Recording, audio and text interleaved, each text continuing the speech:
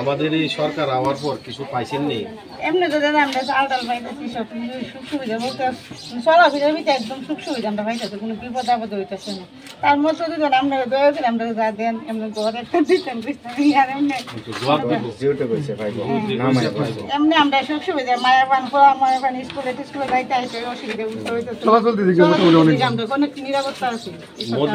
মোদিজি কইছে সারা ভারতবর্ষে বেড়ার ঘর, টিনের ঘর এগুলো থাকতো না, পাকা করেছি। আপনি ধীরে ধীরে সবার বাড়ি পাকা হয়ে যাবে।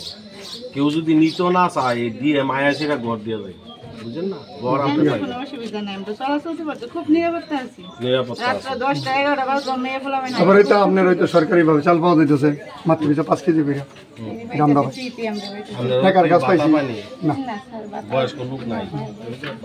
আমরা সরকারে কিন্তু তাদের জায়গাটা খাস আসলো, অ্যালটমেন্ট জায়গা দিছে, জমা দিছি আমরা বিনা দিছে, কইরা দিছে, অ্যালটমেন্ট পাইছে, জমা দেওয়া হয়েছে। আমাদের বিজেপি সরকার আওয়াতে খুশি নেই। খুশি আমরা খুশি না হলে জিঙ্গেন না দুইতলা জিঙ্গেন আমি কোনো মিছিল বাদ দিই না একদম। মিছিল ফ্যাশন বাদ যাওয়া হইলো দিই আলাদা গেছিলাম বিষয়। সুগারটা বাদ আমরা সরকার আওয়াতে আমরা খুশি 100%, অনেক খুশি।